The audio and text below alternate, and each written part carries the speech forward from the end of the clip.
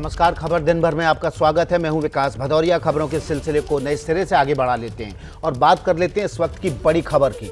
अतीक अहमद के उमेश पाल हत्याकांड से जुड़ी हुई ये बड़ी खबर है। अतीक अहमद की जब कोर्ट में पेशी हो रही थी तो कोर्ट की एक बालकनी से एक महिला झांक रही थी। इस महिला की तस्वीर वायरल हो रही है। बड़ी खबर यह है कि पुलिस को यह शक है कि वो महिला अतीक की पत्नी शाइस्ता हो सकती है। अतीक की पेशी के दौरान जो महिला दिखी थी उसकी तस्वीर आप स्क्रीन पर देख रहे हैं और ये महिला, अब पुलिस को शक है कि शाइस्ता हो सकती है। बुर्के वाली महिला कौन है, इसकी तलाश पुलिस भी कर रही है। महिला अतीक के परिवार की करीबी भी हो सकती है, इस बात का भी शक है। पुलिस अब इसकी तफ्तीश कर रही है। शाइस्ता भी हो सकती है, यह भी कहा जा रहा है। अतीक की पेशी के दौरान जो महिला दिखी थी उसकी तस्वीर आप देखिए। कोर्ट रूम में जब अतीक को ले जाया जा रहा था तो कोर्ट परिसर में ऊपर छत पर बालकनी से लटक कर ये महिला नीचे झांक रही थी। ये कौन है इसकी पहचान नहीं हो पाई है, लेकिन ये अब शक है प्रयागराज पुलिस को कि ये शाइस्ता हो सकती है, अतीक की पत्नी या फिर अतीक की करीबी रिश्तेदार हो सकती है। मोहम्मद मोइन हमारे सहयोगी इस खबर पर ज्यादा जानकारी के साथ जुड़ गए हैं। मोइन, ये महिला कौन है, इसकी जांच पुलिस कर रही है। शक है कि शाइस्ता भी हो सकती है और शक ये भी है कि करीबी महिला हो सकती है, लेकिन क्या जब शाइस्ता फरार है, पूरी प्रयागराज पुलिस उसको ढूंढ रही है, वो इतना बड़ा रिस्क लेगी कि कोर्ट में पहुंच जाए? देखिए, निश्चित तौर पर कहा जा सकता है कि कल माफिया अतीक अहमद और उसके भाई अशरफ को प्रयागराज की कोर्ट में पेश किया गया तो वहाँ बहुत ज़्यादा भीड़ थी। भीड़ इतनी ज़्यादा थी कि खासी गहमा गहमी के हालात थे। पुलिस और पीएससी के साथ साथ सेंट्रल फोर्स आरएएफ को भी लगाया गया था। हालात कई बार बेकाबू से हो गए थे। यही वजह है कि हमने देखा कि जो कोर्ट का फैसला था वो शाम 4:30 बजे आया, लेकिन अतीक और अशरफ को 2 बजे ही कोर्ट से निकाल दिया गया था। उसकी वजह यही थी कि वहाँ काफ़ी अफरा तफरी थी। ऐसे में तमाम लोग जो कोर्ट में आए थे वो तमाशबीन बन करके खड़े हुए थे। इसी बीच जो है एक महिला नजर आई थी, जो दावा ये किया जा रहा है कि वो पूरे वक्त थी, यानी सुबह 11 बजे से लेकर दोपहर 2 बजे तक थी और वो बुर्का पहने हुए थी, संदिग्ध हालत में थी। लगातार पहली मंजिल की जो बालकनी है वहां से नीचे की का पूरा एक एक पल का जायजा ले रही थी। उसकी तस्वीरें सोशल मीडिया पर वायरल हो रही हैं। अलग अलग तरीके के दावे किए जा रहे हैं और जिस तरीके के दावे किए जा रहे हैं, कोई ये बता रहा है कि अतीक अहमद के परिवार की से कोई महिला सदस्य है, कोई दूसरे दावे कर रहा है। तो उसके बाद प्रयागराज पुलिस ने भी अब इस संदिग्ध महिला की पड़ताल शुरू कर दी है। पुलिस ये जानना चाहती है कि आखिरकार ये महिला क्यों थी, किस मकसद से कोर्ट आई थी, कितनी देर तक वहां रुकी हुई थी, क्यों जो है वो अगर अकेली थी जिस तरह से तस्वीर में नजर आ रही है तो क्यों वो अतीक और अशरफ को लगातार इस तरह से देख रही थी। तो तमाम सवालात हैं, लेकिन इन सवालों के जवाब तभी मिल सकते हैं जब ये इस संदिग्ध महिला के बारे में कोई पता चल पाएगा। इस संदिग्ध महिला की पहचान हो सकेगी, उससे पूछताछ की जा सकेगी, उसका बयान लिया जा सकेगा। बहरहाल तब तक जो कयासों का बाजार है वो लगातार गर्म है और अलग अलग दावे लोगों की तरफ से किए जा रहे हैं। पुलिस को इस बात का भी शक है कि हो सकता है शाइस्ता हो, लेकिन एक बड़ा सवाल ये है, अगर शाइस्ता कोर्ट रूम तक पहुंच गई थी, कोर्ट तक पहुंच गई थी, तो उसने सरेंडर क्यों नहीं किया? लेकिन इसी बीच मोइन, आप बने रहिए हमारे साथ, एक और बड़ी खबर आ रही है। एक और बड़ी खबर बेटे के जनाजे से जुड़ी हुई है। बेटे के जनाजे में जाने के लिए पुलिस के सामने माफिया अतीक गिड़गिड़ा रहा है। इस वक्त की बड़ी खबर डुमनगंज थाने में, जहां पर अतीक अहमद से पूछताछ चल रही है, वहां पर अतीक अहमद पुलिस के सामने गिड़गिड़ा रहा है कि वो अपने बेटे के अंतिम संस्कार में शामिल होना चाहता है। अतीक और अशरफ के सामने ये आमने सामने ये पूछताछ चल रही है। हमारे सहयोगी वरुण जैन इस खबर पर डुमनगंज थाने से सीधे जुड़ गए हैं। बड़ी खबर, बड़ी जानकारी। अब अतीक गिड़गिड़ा रहा है कि उसको अपने बेटे के जनाजे में शामिल होने दिया जाए। हालांकि उसकी तरफ से शायद डीएम के कोर्ट में भी इस बात की इजाजत देने के लिए याचिका दाखिल की गई होगी।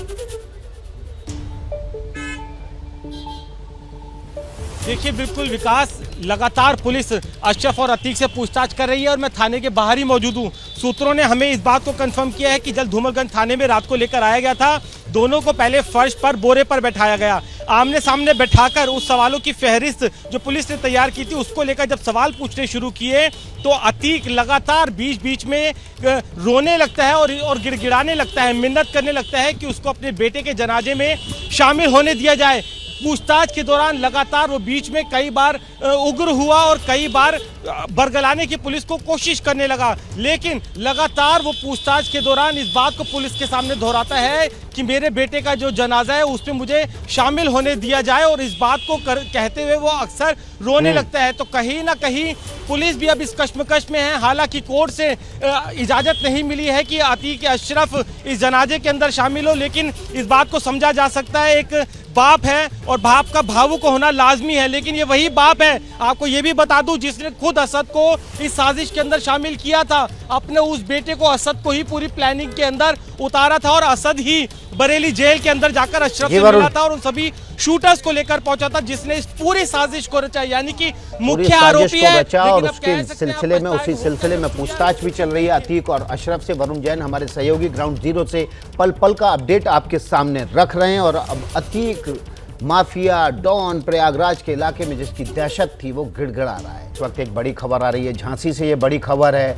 बड़ी खबर यह है कि झांसी के एसपी सिटी ने एबीपी न्यूज को बताया है कि अतीक का परिवार झांसी आ रहा है। 6 से 7 घंटे में अतीक का परिवार झांसी पहुंच सकता है। इस वक्त की बड़ी खबर, एबीपी न्यूज को हमारे सहयोगी ब्रजेश राजपूत को यह जानकारी एसपी सिटी ने दी है कि 6-7 घंटे में अतीक का परिवार झांसी पहुंच जाएगा। ब्रजेश, और क्या अपडेट है इस बारे में?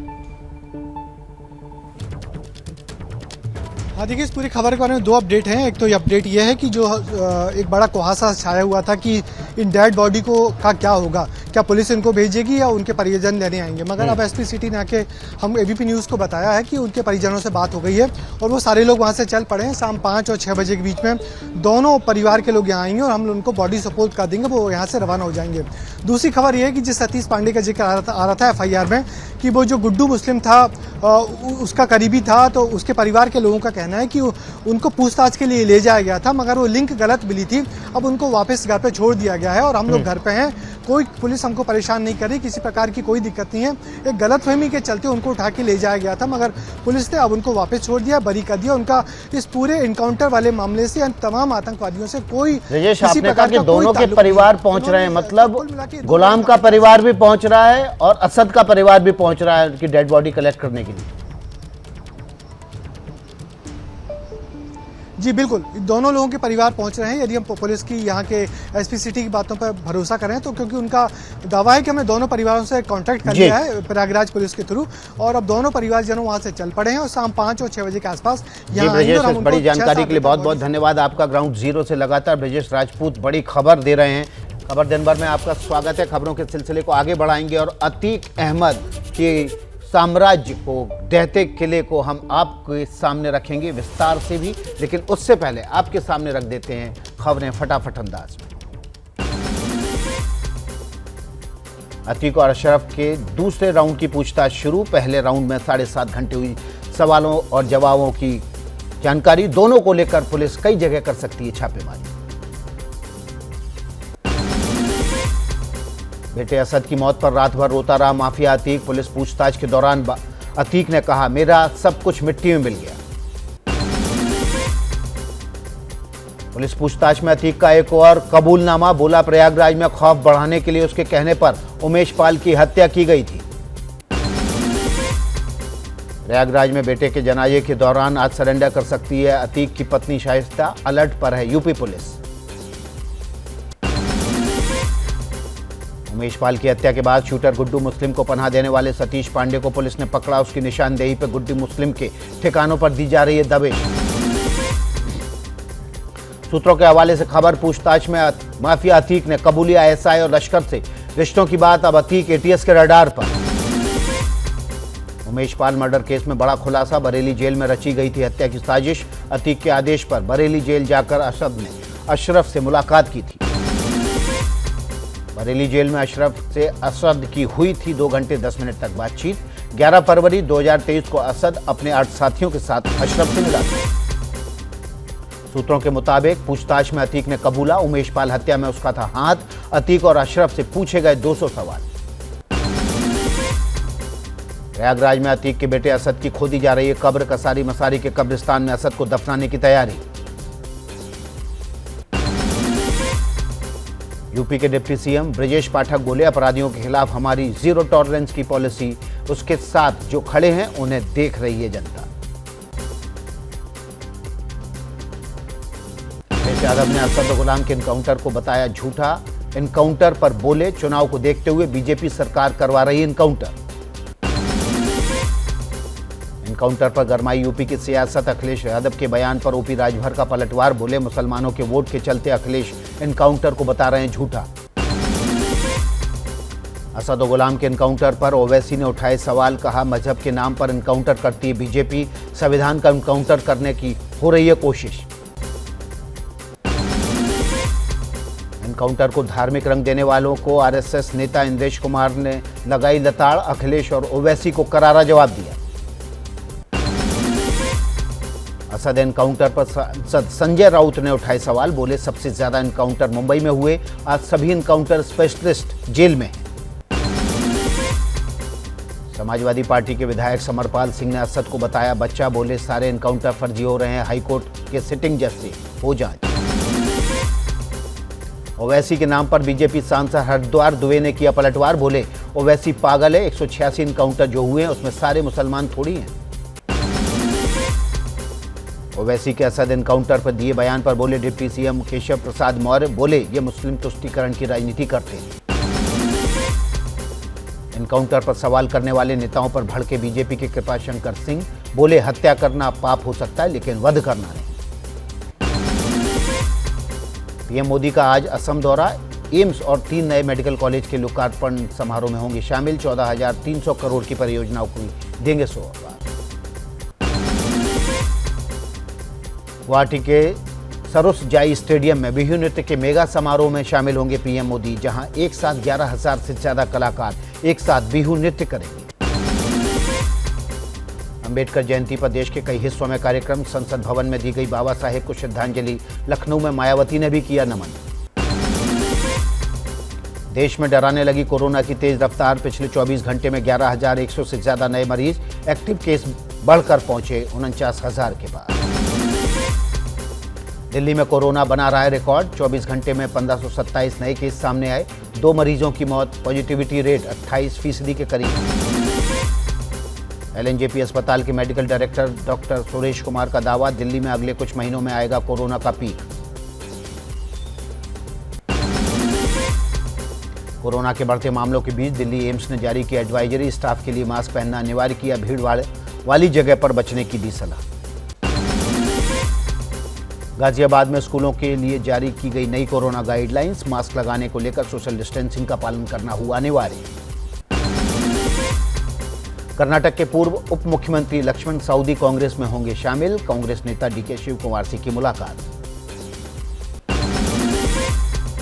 दिल्ली के सीएम केजरीवाल को गोवा पुलिस ने 27 अप्रैल को पेश होने का भेजा सम्मन। गोवा में सार्वजनिक जगहों पर अवैध रूप से चुनावी पोस्टर लगाने से जुड़ा हुआ है मामला। सूत्रों के मुताबिक चुनावी साल में सचिन पायलट को लेकर कांग्रेसी फैसले में जल्दबाजी नहीं करेंगे। रंधावा पायलट से मिलेंगे। गहलोत को भी बुलाया जा सकता है दिल्ली।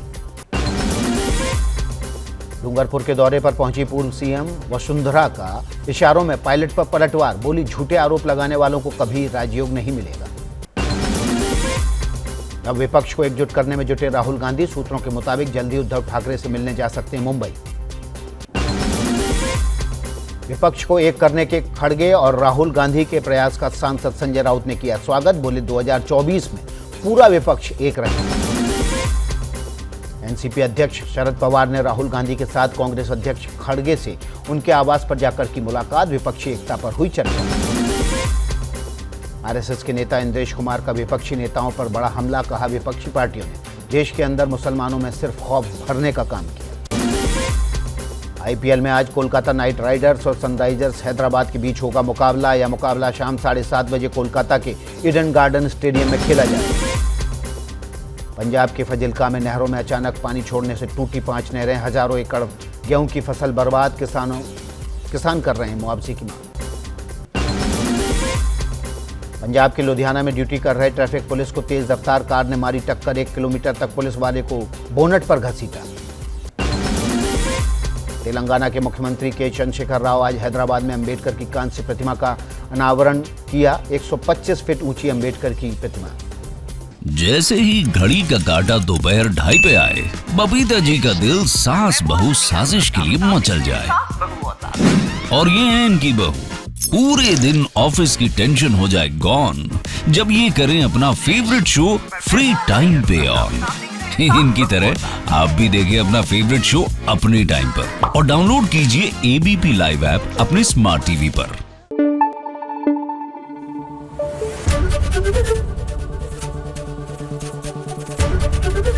एबीपी न्यूज आपको रखे आगे।